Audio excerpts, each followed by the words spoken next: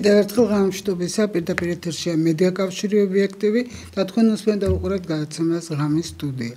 ჩვენი გადაცემის მეორე ნაწილში ჩაგვერთვება მოსკოვიდან ქართველი მწერალი და საზოგადო მოღვაწე მერაბ რატიშვილი. და ველოდებით მას.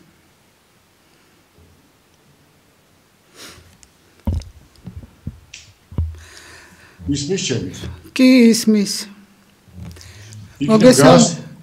იქნებ გაასწორო მაშინ ჩემი. ეხლა კარგია. დიახ. კარგია. მოგესალმებით მერაბ. მოგესალმებით ნინიკო.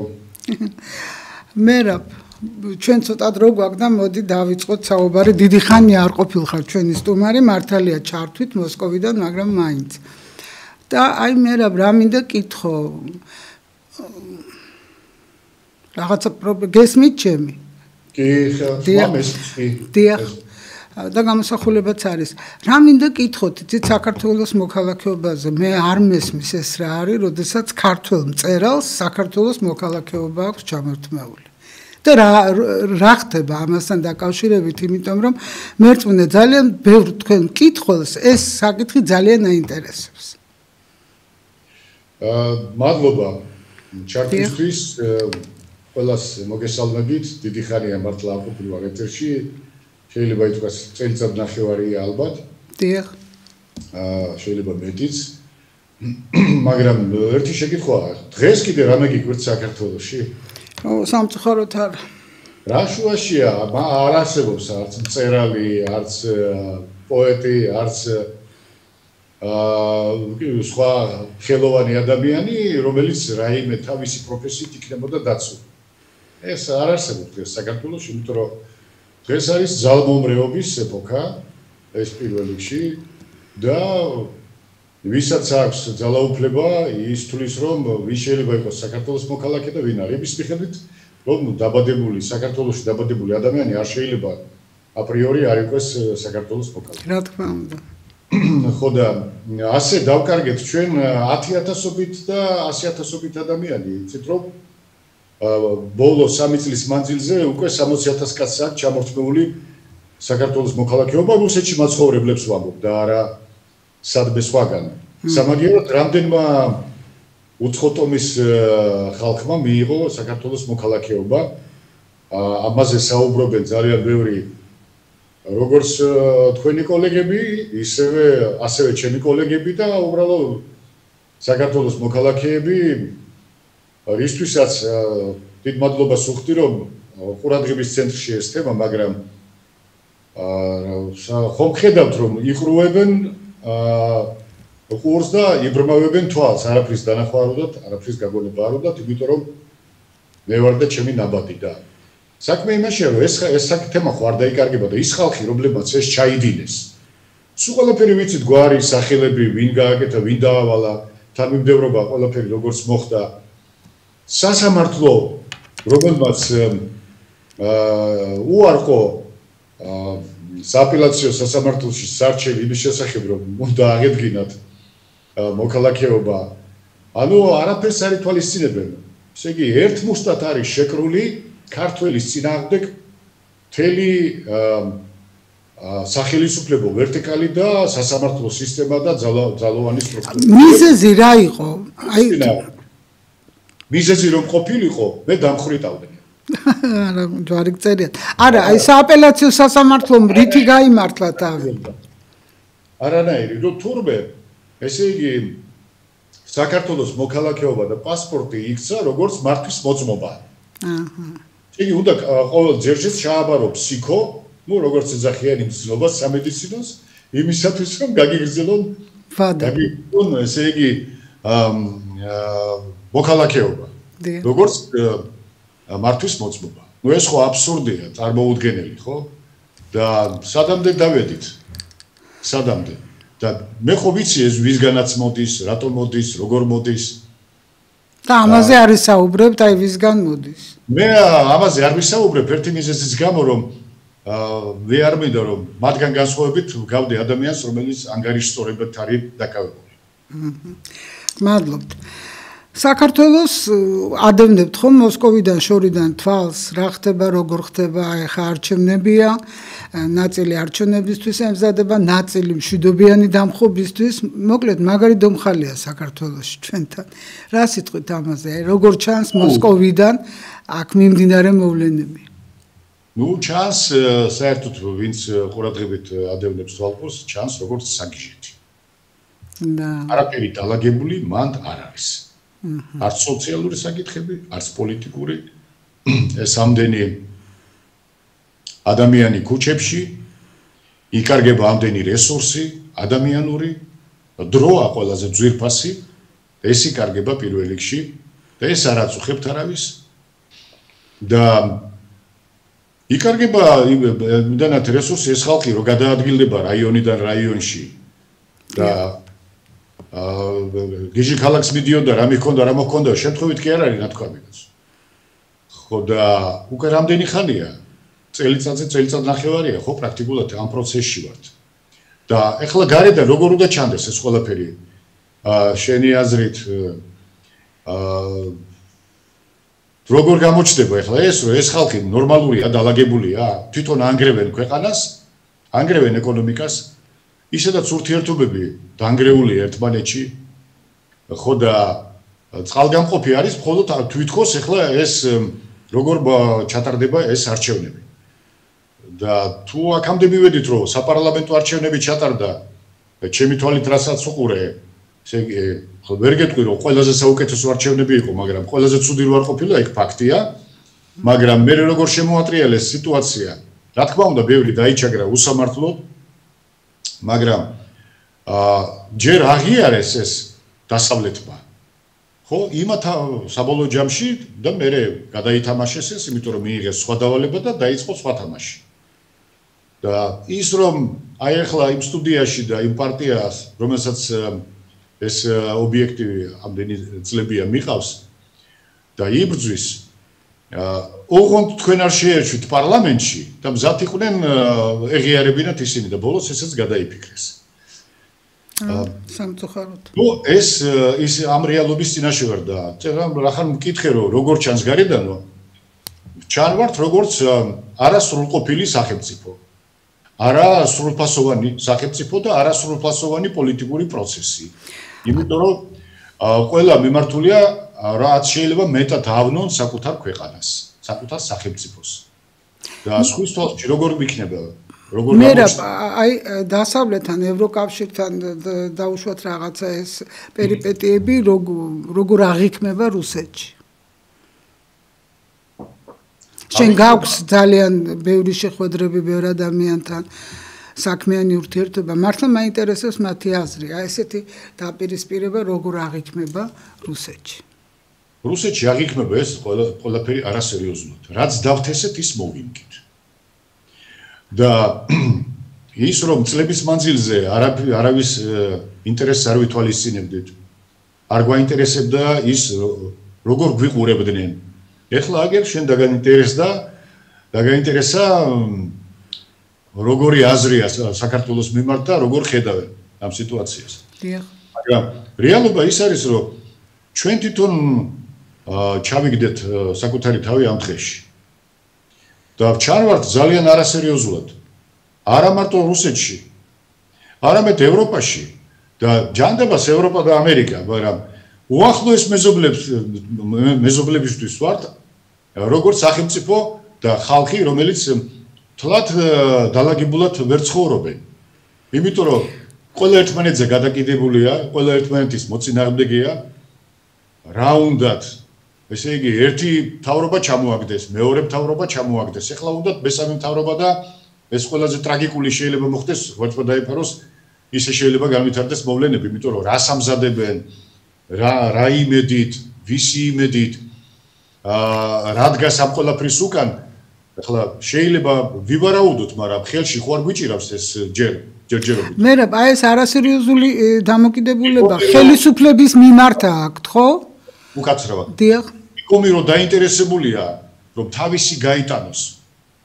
დიღმის თეთრი სახლი, რომ დაინტერესებულია, რომ თავისი გაიტანოს. ჩვენ ამაში ხო ეჭვი არ გვეპარება.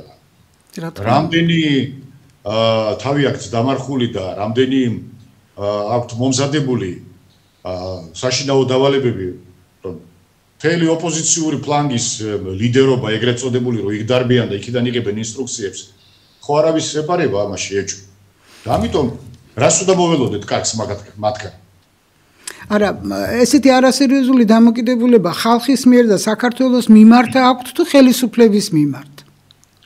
უნდა გითხრათ, რომ ყველა ერთ თამაშს თამაშობს საბოლოო ჯამში.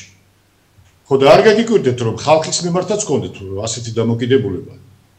იმიტომ რომ წლების მანძილზე გავიძახოდით ევროკავშირი და ნატო და გაიძახოდა საქართველო და ნატო ჩაწერეს ეს სამარცხვინოდ კონსტიტუციაში და მე მიხვდნენ რომ ჩვენ თურმე ჭირდებით საქართველო ჭირდება დასავლეთ მხოლოდ როგორც ფიჩხი კიაკოკონისთვის რომ შეაგდონ და ჩვენ საქართველო დავიცვათ ამ ცეცხლში. მაგრამ ეს ხო სხვა ინტერესი საქართველოს მიმართ არ გააჩნია. კი ბატონო, მაგრამ ეს ხო ხალხს არ გაუკეთებია, ეს ქართულმა ოცნებამ გააკეთა სწორედ. ხალხმა გააკეთა სწორედ. რატო ფიქრობთ რომ ხალხმა არ გააკეთა? ხალხის უვიცობამ გააკეთა. წინდა უხედავობამ გააკეთა. ეს ხელისუფლებამ გააკეთა. ქართულმა ოცნებამ გააკეთა. ნინიკო. დიახ. სუფლება თავისით არ არსებობს. ხელისუფლება მოიყვანა ხალხმა ხელისუფლებაში და მისცა ძალაუფლება. და თუ არ ვაღიარებთ იმას, რომ შევარდნაძე ჩვენი მოყვანილია, თუ არ ვაღიარებთ იმას, რომ მიშა სააკაშვილი ჩვენი მოყვანილია და ტაშფანდურით შეხვდნენ, თუ არ ვაღიარებთ იმას, რომ ქართული ოცნება ქართული ხალხის მოყვანილია, მაშინ ქართული ხალხი თავისით ცალკე არსებობს და ხელისუფლებები ცალკე. ამას იგი ამასაც ვაღიარებთ, ხომ ასეა? სამწუხაროდ. ხო და ეს არის რეალობა.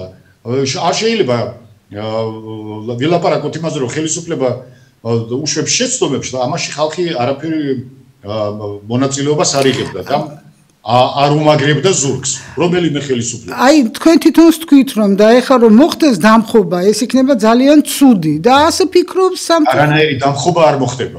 არა, წეღანს თქვით, რომ ეხლა თუ რაღაცა მოხდება, ერთია რომ უნდათ, და ამას ამზადებს დასავლეთი, ეს ხო ფაქტია. ერთია იმათ რა უნდათ და რა სურთ და მეორეა რა იქნება რეალობა. და აი ხალხი იმიტომ რომ ეს არ მოხდეს და არ დაბრუნდეს ის რეჟიმი,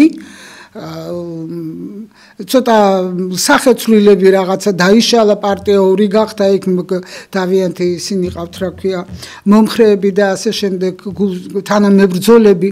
ამიტომ აი ნახეთ ხალხი ძალიან ბევრი თავს იმართლებს რომ რამექნა ხმა რო დაკარგულიყო და მივეცი ქართულ ოცნებას. აი ასეთი რეალობა შექმნა თვითონ ქართულმა ოცნებამ. მე არ ვიქნები მოვა ბუა. აი ამ ვითარებაში აცხოვრებს წლების მანძილზე ჩვენ არაერთხელ გვისაუბრია ამის კი, შესახებ. სამწუხარო რეალობაა. მათ შუა გაკრიფეს. დიახ. მოასუფთავეს ველი ის ვინც არის მართლა პატრიოტული ძალები. დატოვეს ეს შემორჩენილი და მათივე დატოვებული კოჰაბიტაციით დატოვებული ძალა. ეს იყო დიდი შეცდომაც და დანაშაული უფრო ხალხის წინაშე, როდესაც ყველა გათიშეს და დააკნინეს, შეურაცხყვეს და პრაქტიკულად ჩამოაცილეს პოლიტიკურ პროცესს და ამან სადმე მიგვიყვანა იქამდე, როდესაც დღეს შიგნით აქვს თვითონ ძალიან ცუდი მდგომარეობა.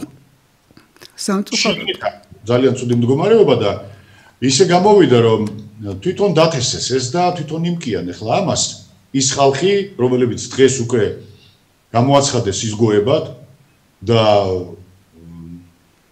სადიყურებოდა მანამდე მათი სუსი შინაგან საქმეთა სამინისტრო პროკურატურა სადიყვნენ თუ ინფორმაციები არ მისდიოდათ თუ ახლა დაიწყეს ეს პროცესი ესე იგი გათვლილი ჰქონდათ რომ პოლიტიკური თვითგაწმენდის პროცესში შესულიყვნენ არჩევნების დროს ან კრიტიკული ვითარების დროს. კრიტიკული ჟამის დროს. აი ახლა კრიტიკული ჟამი აქვთ.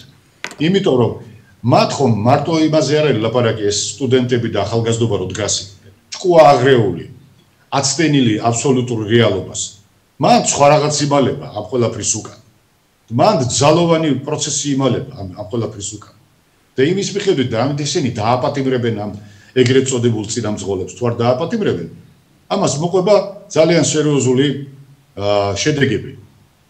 იმიტომ რომ ერთი რომ ვიტყვიან ფითილის ერთი ასანთის გაკვრა უნდა და მე შეიძლება ვერ დაიჭირონ და ვერ მოთოქონ სიტუაცია. ეს რომენ როლანს აქვს რუსულად გეტყვით, когда пружина натянута, ждет толчка. რა თქმა უნდა. რა თქმა უნდა. და იცით რომ თოფი უკვე კიდია?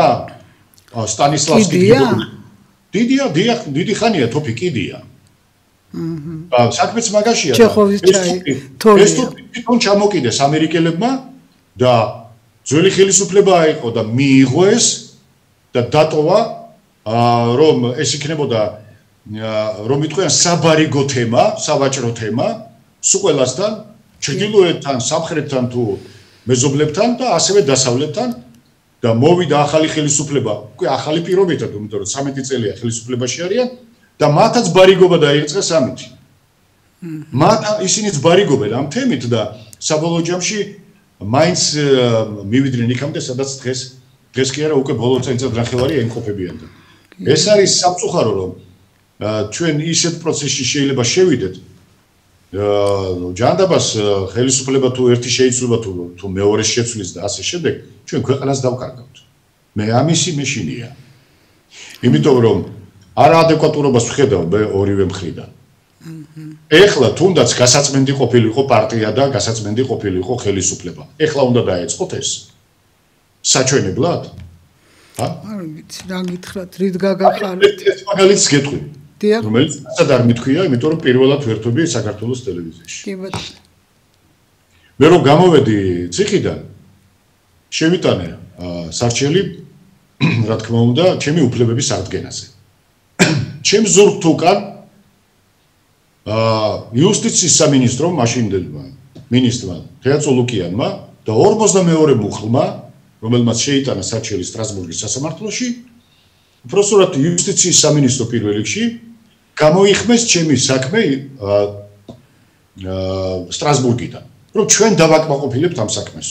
ეს ხდება ჩემ ზურგთ უკან 2015 წელს, 14 წელს, ანუ 2012-ში გამოვედი ციხიდან, 13-ში უпроსტად იანვარში და გამოიხმეს ეს საქმე და შენც არ მომიკვდე, რაიმე თითითიძე რო არ დაუდიათ და ყველაზე გვიან პოლიტპატიმრებს შორის გამამართლეს მე 2019 წელს. მაგრამ ის სარჩელი არა მარტო ჩემ რეაბილიტაციას განიხილავდა როგორც პოლიტპატიმრის, ხო? რომ აღვედგინე უფლებებში. 2019-ში სასამართლო შედგა და 2019 მაისში და 2019 წლის ბოლოს თითქოს აღმადგინეს უფლებებში, მაგრამ არაფერი არ დაუბრუნებიათ. არანაირი კომპენსაცია არ ყოფილა 2019-ში და იქ წარმოადგინე რამდენიმე ასეული ათასის და მილიონზე მეტის დაკარგული ქონება, შესაძლებლობები და ასე შემდეგ. მაგრამ ეს ხო არავის არ აინტერესებს. და ბოლოს შედგა სასამართლო ერთი თვის წინ, ნუ თვენახევრის წინ, სადაც კომპენსაცია თურმე იქნება 40,000 ლარი. და 40,000 ლარს ის პროკურორი და ის მოსამართლე იღებენ ნახევარ წელიწადში. შეიძლება ზოგიერთი თანამშრომელი ერთ წელიწადში. მე კიდე 5 წელი ვიჯექი, გააკოტრეს კომპანია, გამაკოტრეს მე, დამაინფიცირეს 2 დაავადებით, C ჰეპატიტით და ტუბერკულოზით ციხეში, რომელიც აღმოვაჩინეთ შვეიცარიაში, ჟენოლიეს კლინიკაში, რომ თურმე მე გადამარჩინა შიმშილობამ. ის 18 დღე რაც ვიშიმშილე, მაგან გადამარჩინა, თორე მე იქ უნდა დავრჩენილიყავი სამუდამოდ. და გამოდის რომ აღადგინეს უფლებებში ბევრი, ამ კომისიაზე მე არ დამიძახეს, ეგრეთ წოდებული კომისია რო შექმნეს თეაწო ლუკიანის და ესე იგი გაუშვეს სასამართლოში, რომ იქ სასამართლომ გადაწყვიტოს, მაგრამ სასამართლომ გადაწყვიტა ისე, რომ მათი რიგითი პოლიციელი რო იღებს წელიწადში, თურმე ის არის ჩემთვის საკმარისი კომპენსაცია იმ ყველაფრის შემდეგ, რაც ჩემს მიმართ ჩაიდინეს. და ეხლა გეკითხები მაშინ, ვის ინტერესებში შედიოდა ჩემთვის მოქალაქეობის გაუქმება? აი ეს უნდა მეკითხა და ამის შემდეგ მოქალაქეობის უკან ვის ინტერესებში შედიოდა? ვინ იყო დაინტერესებული რომ მე დავრჩენილიყავი სამუდამოდ და ციხის საავადმყოფოდან გავეტანე როგორც ერთ-ერთი კიდევ ერთი საკაცე, ხო? ვის ინტერესებში იყო ეს? ხო და მაშინ ხელისუფლებადან ის საელჩოები, რომელიც ახლა ვახსენეთ, ერთად მუშაობდნენ. შემდეგ რომ დაინახეს, რომ ეს ვერ გავასაღეთო იმათ ენაზე რომ ვთქვათ, მერე გადაწყვიტეს, რომ ვეღიარებინე პოლიტპატიმრად და კლინტონის 4 მოხსენებაში ვიყავი როგორც პოლიტპატიმარი. შეოჯახა შენებული თუ მე მაგიარე როგორც სახელმწიფო პოლიტპატიმრად და ყველა მოხსენებაში ვიყავი 10-ულში თუ 20-ულში, რომელსაც ისინი დასკვნაში წერდნენ. ბარემ ისიც გეთქვათ, რომ ეს კაცი პოლიტპატიმარია და მას აღუდგინეთ უფლებები ბოლომდე, მაგრამ არა. ეს არ გააკეთეს. და ეს არ არის პირველი შემთხვევა სხვათა შორის, როდესაც არ არის, მაგრამ როგორც ასეთი ყველა ვიზიარებ, რომ პირველი შემთხვევა არ არის, მაგრამ როდესაც ყველა პოლიტპატიმარს რაღაცა დაუბრუნეს და გააკეთეს და დროულად. რომელი წელია ახლა? 2025 წელი. ხომ წარმოგიდგენიათ? და ეს იყო მიზანმიმართულად გაკეთებული ახალი ხელისუფლების მიერ. გვარები და სახელები ვიცით. ვინ გააკეთა ეს ვიცით. არსებობს უკვე ამაზე მასალები. მე ხო აქ არ ვზივარ, ხო გულხელ დაკრეფილი. ის კომისია, რომელმაც გააუქმა ჩემი მოქალაქეობა, სხვათა შორის მე ერთი თვის ჩამოფრენილი ვიყავი საქართველოსდან აქ. როდესაც დანიშნეს კომისია და მე ვერ დაბრუნდებოდი უკან, იმიტომ რომ ოჯახური მიზეზების გამო მე ვერ ჩამოვიდოდი კომისიის ხტობაზე. და ბატონი გურამ ნიკოლაიშვილი, გენერალ-ლეიტენანტი, მისული იყო ამ კომისიის ხტობაზე იუსტიციის სახში ამ მოქალაქეობასთან დაკავშირებით და შეგიძლიათ მოვაყოლოთ ეთერში, როგორ იყო და რა იყო და მოუყვა ვინ ვარ, რა ვარ, მართლა არ იცნობ თუ არა. ჭურში იჯექით რომ არაო, მაგრამ თქვენ არ ტელევიზიით არ გენახიათ რომ ეს პოლიტპატიმარი იყო, ასე იყო, ისე იყო, ისე. ხო? ხო და მე რა უთხრა რომ ეს კაცი აგერ მწერალი გახდა ციხეში და ამდენი რამე დაწერა, ამდენი რამე გააკეთა და ამ კაცს იმდენი დამსახურება აქვს საქართველოსთვის და მოუყვა ეს ყველაფერი რომ აფხაზეთის ომის დროს, მას შემდეგ რა გაუკეთა საქართველოს, ოდესაც სარიელი იყო ბიუჯეტი და 0 არაფერი არ ჰქონდათ. ой, მე არ ვიცოდით და გასაგებია ჩვენთვის ბატონო გურა, კითხვები გააქვთ თუ არა. რითი დაგეხმაროთ, კიდე რითი გავამყაროთ ჩემი პოზიციები. არ არის საჭირო, ყველაფერი გასაგებია ჩვენთვის. 6 ადამიანი ზის. გამოვიდა კომისიიდან და იმავე დღეს 6-მე მოაწერა ხელი ჩემთვის მოქალაქეობის გაუქმებაზე. სრულიად უსაფუძვლოდ. რა ქვია ამას? იმათ შვილებს არ იცნობენ ჯერ, მაგრამ გაიცნობენ მათ შვილებს. გაიცნობენ მათი კლასელები, მათი თანაკურსელები. ისინი მათ ამ ხალხმა, რომელმაც ეს ჩაიდინა, მაშინ მიაქვთ ხელფასი და აჭრევენ იმ ბავშვებს და უნდა იცოდნენ, ვინ ხავთ მშობლები მათ. და მათმა მეგობრებმა უნდა იცოდნენ, რომ ვისთან ერთადაც სწავლობენ, ვინ არიან მათი მშობლები. და მთელი ვერტიკალი იქნება დადებული მაგიდაზე და იქნება ინტერნეტ ქსელში ეს დადებული. ყველას გვარი და სახელი, ვერტიკალი ვინც რაიმე მონაწილეობა მიიღო მერაბ რატიშვილის წინააღმდეგ ამ რეპრესიებში. მათ დროს და უკვე ახალი ხელისუფლების დროს. ამიტომ როგორც ისინი არ მინდობენ მეც რა თქმა უნდა მათ არ დავინდობ. მაგრამ არის პოლიტიკური კონიუნქტურის მცნება და არის პოლიტიკური კორექტულობის მცნება. მე ყოველთვის ვიყავი მათ მიმართ კორექტული. არასოდეს არ გადამიხვევია კორექტულობისგან. იმის და მივხედავად, რას განიცდი, რას ფიქრობ და რა ეკუთვნით, ეგ არ ნიშნავს, რომ მე ვიკადრო და რამე გავაკეთო, მაგრამ მათ გადალახეს ყველა ზღვარი. ყველა დასაშვების ზღვარი გადალახეს. ამიტომ მე მაქვს უფლება ჩემი პასუხი გავცე თვითოულ მათგანს. იმის და მივხედავად, მე მესიმპათიურება ვინმე, თუ არ მესიმპათიურება. და მე რომ ოპოზიციის და იმ რადიკალური ოპოზიციის ან რომელიმე პარტიის ხარდამჭერი არასოდეს არ ყოფილვარ, არც მონაწილე რაიმე პოლიტიკური პროცესის, ხო? მაგრამ პასუხი უნდა მიიღონ და მიიღებენ.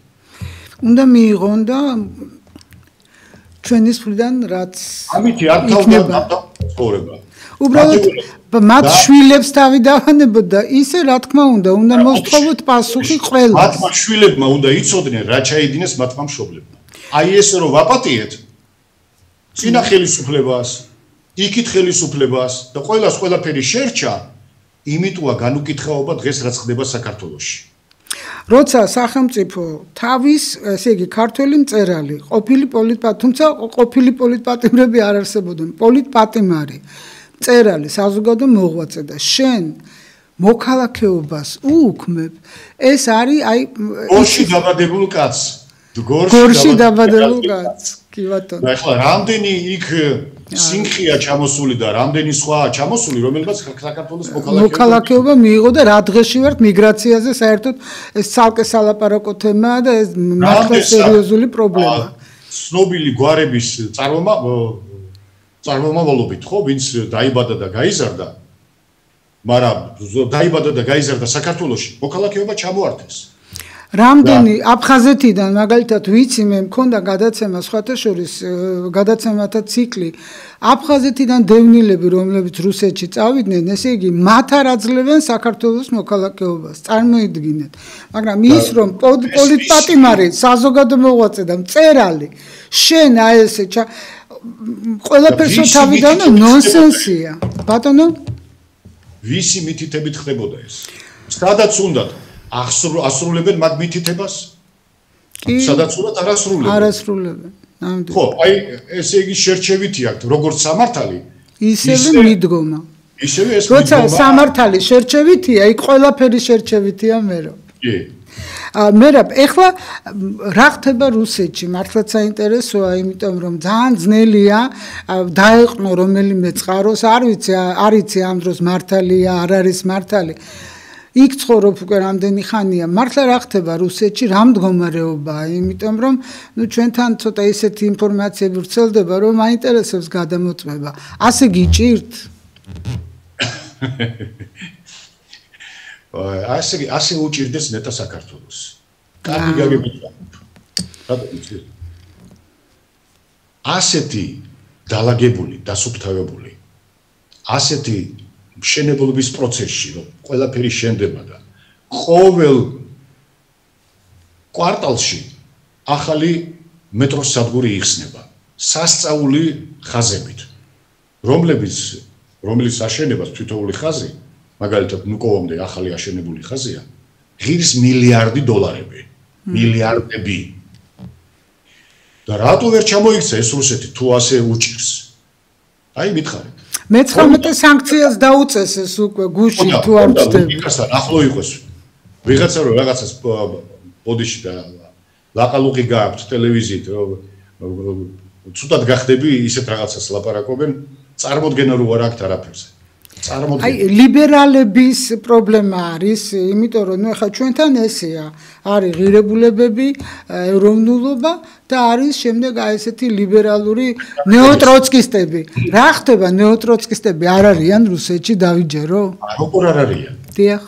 ყველანაირი კატეგორიის ხალხია. ყველანაირი პოლიტიკური მიმართულების ხალხი ცხოვრობს და თავის მოღვაწეობას ეწევა.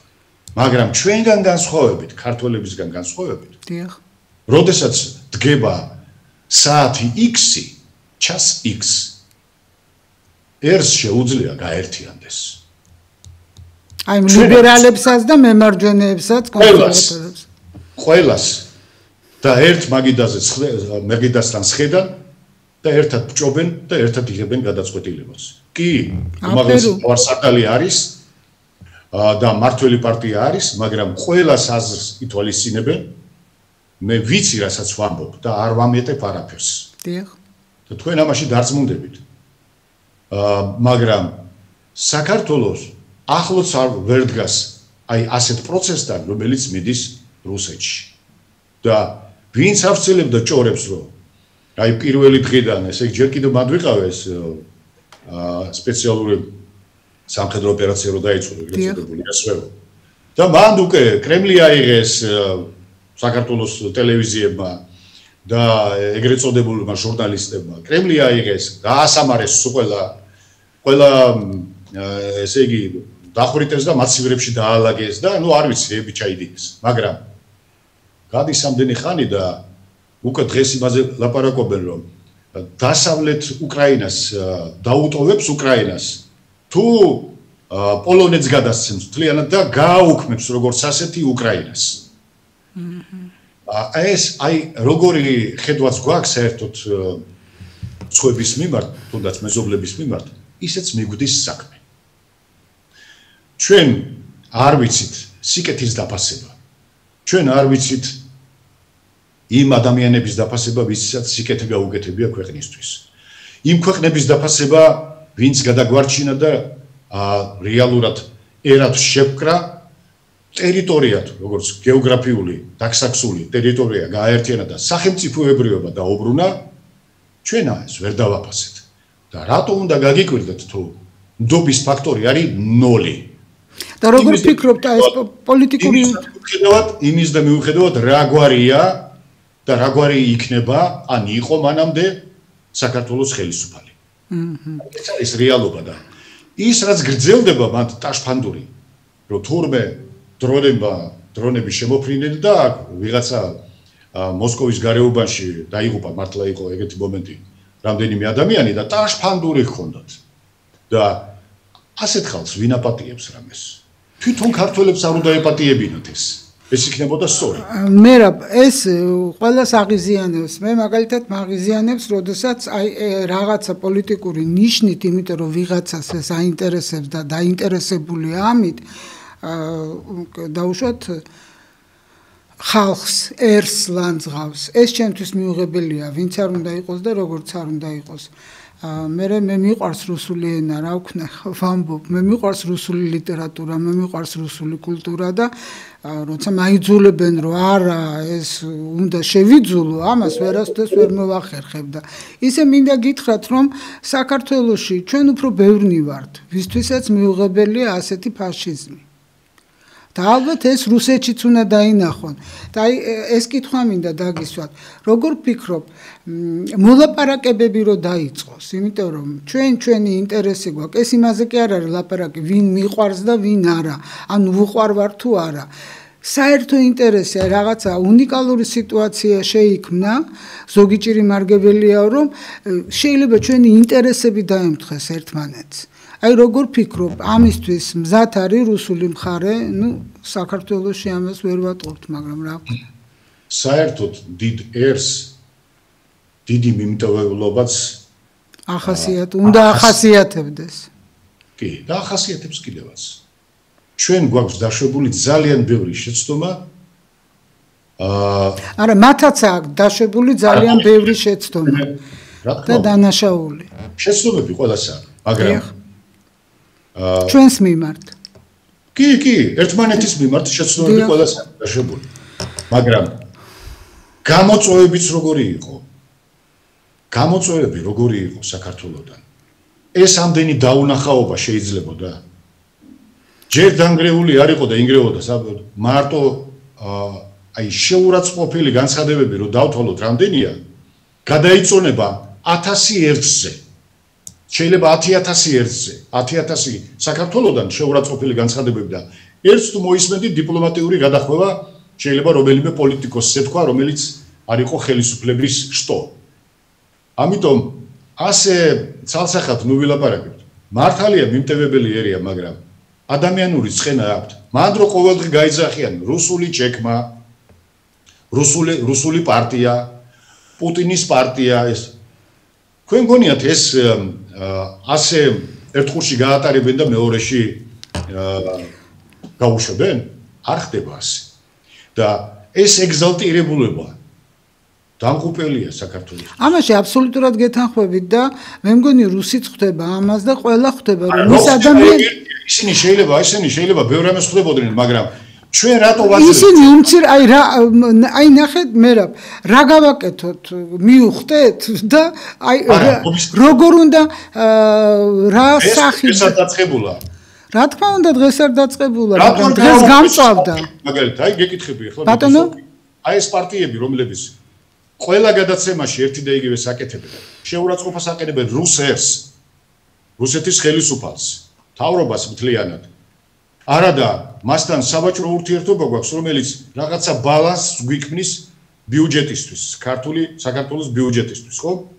და ეს ამდენი შეურაცხყოფა ვინმე გამოდის ხელისუფლებიდან ან სხვა ოპოზიციური პარტიებიდან და მიანიშნებს მაინც რომ იქცევით არასწორად.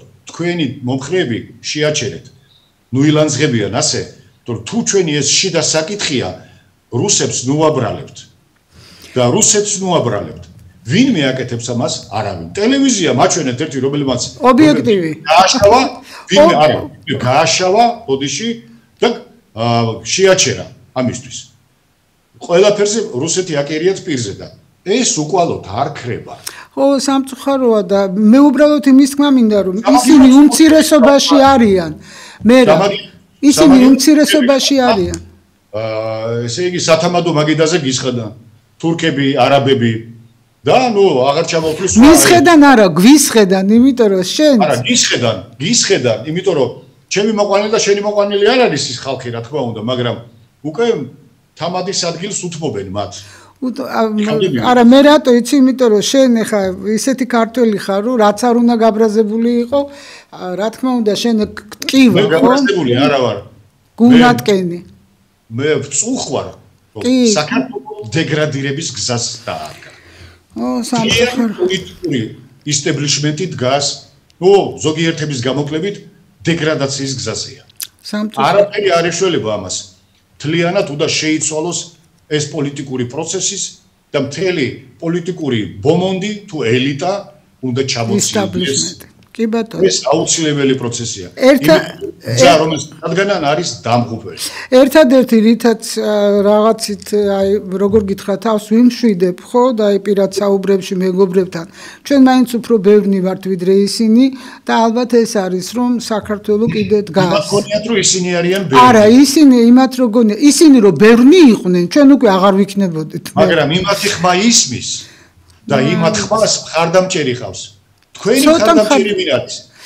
ხალხი, ჩვეულებრივი ხალხი, ვისაც ჭკუა მოიკითხება და იქ მხარდამჭერი რო ყავთ, მთელი დასავლეთია მათი მხარდამჭერი. დასავლეთი კი ბატონო, დასავლეთი. ყველა შესაძლო და მათ შორის ალბათ იარაღითაც უკვე მოაყენებს. იცით რაშია საქმე, რომ დასავლეთი ისეთი იმითი მოდის საქართველოში, რომ თვითონ საკუთარ თავს თვითონ როგორ გითხრა, თამაშგარე მდგომარეობაში აყენებს, იმიტომ რომ ეხა ქართულს რო იტყვი, რომ იცი რა, შენ დაივიწყე, რომ კალი ხარ და კაცი ხარ და ქართულს ეგ გავლილი თემაა. არა, დღესაც თემა. ქართულს იცი რა არის, როდესაც შენ ყველაზე მნიშვნელოვანი რაც მიგაჩნია იმაში გირტყავენ და საპირწონედ გთავაზობენ ევროკავშირს. რა თქმა უნდა, ეს მე არ ვიცი იმათ ჭკუა არ მოეკითხებათ. ნიკო, ეს ჩავლილი ამბავია. ნუ არ ვიცი. აი ნახეთ საფრანგეთში რა ხდება. ეს სხვა პრობლემის წინაშე ვდგავართ და ეს უკვე იმდენად მეათხარისხოვანია, რომ წარმოუდგენელია. ნუ მე ვლაპარაკობ საქართველოში პოლიტიკურ ადეკვატურობაზე, ხალხის ადეკვატურობაზე, პოლიტიკური პროცესების მიმართ. ეს არის მთავარი პრობლემა. კი ბატონო. ისინი ვინც შეიძლება მართლა რომ იყვნენ დაფასებულები პოლიტიკურ პროცესში, გაწეული არიან გვერდზე. ვისი მეშვეობით არიან გაწეული. ეხლა ვაჭრობა მიდის მათ შორის, ვინ რამდენს ადგილს დაუთმობს. ესე იგი, ხელისუფლება რამდენ ადგილს დაუთმობს საკრებულოებში იმ ოპოზიციურ პარტიებს, რომლებმაც საბოლოო ჯამში გადაწყვეტეს და მოლაწილეობას იღებენ. და თქვენ არ გელაპარაკებიან ან სხვა ესე იგი არარადიკალებს, იმიტომ რომ თქვენ იციან რომ ესე იგი საქართველოს არ ვავნებთ. მოლოტოვის კოქტეილებს არ ესვით. არ ვისვით, კი. რაგატკიდან არ ისვით, პიტარდებს არ ესვით და ასე შემდეგ. ამიტომ თქვენ შეიძლება რომ იქ სადღაც რაღაცა მინიმალური, ხო? პოზიციაში ყავდეთ, მაგრამ ისინი, იმიტომ რომ იმათ პატრონები ყავთ, იმათ ფული აქვთ, თქვენგან განსხვავებით მე არ ვიცი რომ სამწუხაროდ. მიკროფონის გარდა რომ გიდგას წინ. ამიტომ კი ბატონო. ერთმანეთის ღირსები არიან დღეს ხელისუფლება. მაგაში მართალი ხართ. და ის დანიშნული ოპოზიცია. დანიშნული ოპოზიცია. ერთმანეთის ღირსები არიან. კი ბატონო. მერაბ, აი სულ მინდა კითხო ხა შენ თვალყურს ადევნებ რა თქმა უნდა რაც ხდება დასავლეთში, მაგრამ აი მემარჯვენეები, ულტრამემარჯვენეები ხო თავისთავად კონსერვატორები არიან. ძირითადად. ხო, მე აი წარმოიდგინე ხა, როცა აი გერმანიაში ხო AfD ულტრამემარჯვენე პარტიის ლიდერი ვინ არის? ოფიციალური ლესბოსელი. რომელსაც ყავს სოლი, შრი-ლანკა და მე მგონი და ორი აზელი ბავშვი ნაშვილები. აი ამას ახლა გერმანელი ხალხი ანუ რა გამოდის? ნახე ყველა ერს, ყველა სახელმწიფოს თავისი პრობლემები აქვს. აი რა ხდება საფრანგეთში მემარცხენეები გამოდიან და ეხლა ელოდებიან რომ მემარჯვენეებიც გამოვლენ. ბრიტანეთი პირდაპირ აი მოლოდინშია როდის დაიწყება. არც ამერიკაში არის ახლა ესეთი მშვიდი მდგომარეობა, ხო? როგორც ხედავთ. აგერ საჯაროდ კლავენ ადამიანს თავისი იდეოლოგიის გამო. ხო და აი ესეთ აწეწილ მსოფლიოში ეხლა საქართველოში რო იყოს ულტრამემარჯვენე პარტია და მისი ლიდერი იყოს, ნუ ოფიციალურად, ხო, ისა რა ქვია, უმცირესობის წარმომადგენელი, ამას ქართული ხალხი ნამდვილად ვერ აიტანს, მაგრამ გერმანელები იტანენ, რატო? იმიტომ რომ მიგრაციის საკითხი იმდენად ტკივად და ისეთ ცუდად არიან, რომ ეს ახუჭინებთ ყველაფერზე თვალს. აი ასეთ მსოფლიოში ვცხოვრობთ, ანუ ყველა სახელმწიფოში ყველგან ხალხის ბრალია ასე გამოდის, იმიტომ რომ აი ესეთი მსოფლიო გვაქვს და ყველაზე ძალიან ხო გახსოვს ბრილიანტის ხელი. რუსული კომედია საბჭოთა ფანტასტიკური იუმორით გაჟღენთილი, ხო? იქ რო არის რუსო ტურისტო ობლიკო მორალი. აი ამ დასავლეთმა რუსეთი და პუტინი გადააქცია ობლიკო მორალად მთელი მსოფლიოსთვის. ნამდვილად ასეა. ნამდვილად აი მეცემა ამაზე მორალურად მტკიცე ხალხი არავინ არ აღმოჩნდა. და ეს დასავლეთმა იმდენ იქნა, რომ ამას მთელი მსოფლიო აღიარებს ახლა და იმდენ იქნა, მაგრამ რეალურად ბუნება გამოაჩინა. თავისი ბუნება გამოაჩინეს მტაცებლებმა. რეალურად ხო ჩვენ ვიცით ვინ არიან მტაცებლები. არაერთი გადაცემა გავაკეთე ვიდეობლოგის შესახებ. დასავლეთი არის ბუნებით მტაცებელი, ყაჩაღები და დამპყრობლები. რეალურად ასეა. მთელი მსოფლიო ქონდა დაპყრობილი და ამას ახლა დღეს ვითომ ვერ ხედავენ. მაგრამ რუსეთის დამპყრობელია ესე თუ ვილაპარაკებთ, რა თქმა უნდა, დიდი სახელმწიფო ძერჟავა, ის ყოველთვის დამპყრობელია. მაგრამ ერთია მომენტი, მოდით ნუ გავაიგივებთ რა. მას არ ყოლია როგორც ამერიკას, რუსეთს არ ყოლია ისეთი კოლონიები, როგორც საფრანგეთს, შტატებს, ბრიტანეთს. საფრანგეთს, რომლისგანაც გამოწოვეს ყველაფერი აბსოლუტურად და გაკოტრებულები და გაღატაკებულები დატოვეს. და პრაქტიკულად 3/4 და კიდევ უფრო მეტი სოფლიო მოსახლეობის მათ ხელში იყო მთელი რესურსებით. და რამე შემატეს იმ ხალხს. იქ გინახიათ მათი აშენებული ქარხნები, რომელიც არ ეკუთვნოდათ მათ, არ არსებობდა. და ის ნახეთ რა აშენეს მათ საქართველოში და სხვა რესპუბლიკებში. ამიტომ როგორ შეიძლება ამის შედარება ერთმანეთთან? მაჩვენეთ სად ააშენეს მათ ბრიტანელებმა და საფრანგებმა, რომელ თავის კოლონიაში ამერიკელებმა, იგივე რომელიც იმაში ქვეყანაში სახელმწიფოებში ააშენეს უნივერსიტეტები, სამეცნიერო ინსტიტუტები, სად გამოზარდეს ამდენი მეცნიერებათა დოქტორები. ამიხსენით რო ადარებთ ხო უნდა შენზე არ არის ლაპარაკი, მაგრამ რო ადარებენ ელემენტარული ჭკუა ხო უნდა გქონდეს. შედარების უნარი მაინც ხო უნდა გააჩნდეს, ხო? როგორ შეიძლება ამის გაკეთება? მე რა 4 წუთი დაგვრჩა. ხო და მე რამეს გეტყვი რომ დიახ. ეხლა ის პარტიები, ვინც წუწუნებენ, რომ აი არ ეძლებათ საშუალება და ვერ აკეთებენ იმას, რისი გაკეთებაც უნდა, ერთი რამე მინდა გეკარნახოთ. რომ პოლიტიკა არ კეთდება ისე იგი პონჩიკების სროლით. ძალაუფლება მოიპოვება თავხედობით. და ეს გადადის მე მემკვიდრეობაში. იმიტომ რომ მაჩვენე ხელისუფალი, რომელიც მოვიდა არათავხედობით. ან მოიყვანეს და დასვეს თავის დროზე, ხო? ან მოიპოვება თავხედობით. ეს არის კარგი გაგებით თავხედობა. როგორ აღმოჩნდა ზვიადი ხელისუფლების სათავეში, როგორ მოვიდა. იყო პოლიტიკური თავხედი და არ ეშინოდა და ლაპარაკობდა. ამას თავხედობა არ ქვია, ამას ცოტა სხვა რამ ქვია. არა, გენაცვალე. ეს ამას ყველგან ერთი და იგივე ქვია. როცა შენ უპირისპირდები ხელისუფლებას, წყობას, მაშინ ხელისუფლებას არა, წყობას და მთლიანად წყობას. ეს მოდი ერთმანეთს ბორაც უნდა ვუკითხოთ. ერთი რაღაცაა. ეს არის პოლიტიკური თავხედობა, თუ გინდა რომ რაღაცას მიაღწიო. კი ბატონო. მაგრამ ზოგი თვინგაკინულს გონია რომ თავხედობით შეუძლიათ შეცვალონ გეოგრაფია. აი ეს არის მათი უბედურება. არ ესმით, გეოგრაფიას ვერ შეცვლი, პოლიტიკურ პროცესს შეცვლი, მაგრამ გეოგრაფიას ვერა და როცა შენ იმდენ შეცდომას უშვებ, რომელიც პრაქტიკულად ბევრი მათგანი გამოუსწორებელია, შენ აზიანებ შენს სახელმწიფოს, შენს სამშობლოს აზიანებ პირველ რიგში. ამით არ გამოირჩევიან არც ერთი მხარე და არც მეორე მხარე. საინტერესო, სამი წუთი დაგვრჩა და მაინტერესებს რა იქნება შენი რეზუმე, ასე ვთქვათ, აი მსოფლიოში შექმნილივით, აი დღეს ტრამპი ესაუბრა სი ძინპინს და TikTok-ზეც კი ისაუბრეს. ვაჭრობაზე და ასე შემდეგ. და ძალიან კმაყოფილია ტრამპი. ყოველთვის ვაჭრობს. ისეთივე პოლიტიკოსია, როგორც მე ჩინეთის ელჩი საქართველოში ან რუსეთში. ანუ ტრამპის ვაჭრობა და ევაჭრება. ხო და რაც შეეხება დანარჩენს,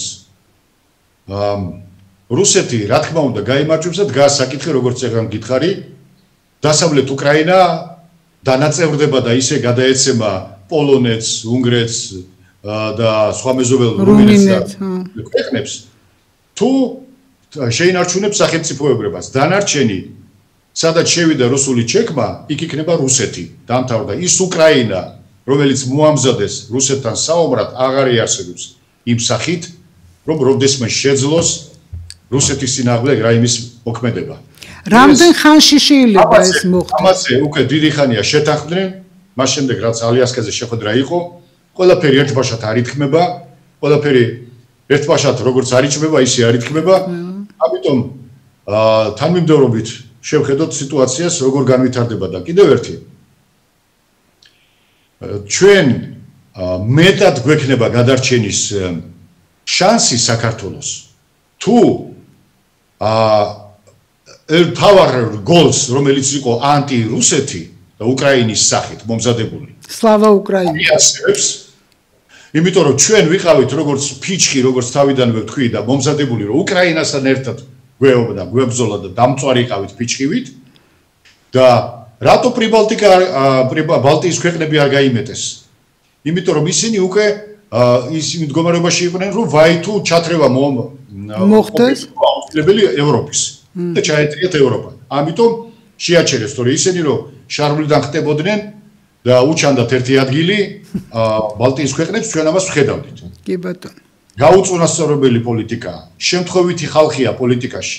როგორც ჩვენთან, ისე მათთან. სრულიად შემთხვევითი ადამიანები, რომელსაც ალბათ კომუნისტების დროს, როდესაც შერჩევა ხდებოდა, ისინი აი მოსამზადებელ ჯგუფშიც არ მიიღებდნენ მათ ისინი ქვეყანას მართავენ. აი რაში. ეს არის უბედურება თანამედროვე პოლიტიკის და თანამედროვე ევროპის პირველ რიგში. ჩვენი დრო ამოიწურა, ერთი კითხვა მაქვს, აი როგორ ფიქრობ, მალე დასრულდება ეს ომი რუსეთსა და უკრაინას შორის? და რა გიჩქარებათ? რა გიჩქარება? ხალხი იხოცება. რუსეთს არ ეჩქარება. არა. ესის გამო გააკოტრა მთელი დასავლეთ ევროპა. გააკოტრა დასავლეთ ევროპა. ეს იყო მიზანმიმართველი. მათ შეუძლიათ დაამთავრონ ერთ თვეში. და ეს იცოდნენ ამერიკელებმა. და მათ სჭირდებათ იარაღის წარმოება. ეს გარიგებაც იყო გარკვეულწილად, რომ ეს ხო ამერიკელების მომზადებულია. 12 წლის მანძილზე ამზადებდნენ ამ ომს. კი ბატონო, რა თქმა უნდა. რომ გამოსულიყვნენ იმ კრიზისიდან, რომელიც ჰქონდა და აქვს შეერთებულ შტატებს. და მხოლოდ სამხედრო სამრეწველო კომპლექსს შეეძლო ეს გაეთამაშებინა, რომ რაც შეიძლება მეტი ცხელი წერტილები შეექმნა მსოფლიოში, რომ იარაღი ეწარმოებინა. ეს არის მთავარი და ეხლა ასე მარტივად გააჩერებდნენ, ამიტომ გარიგება მოხდა.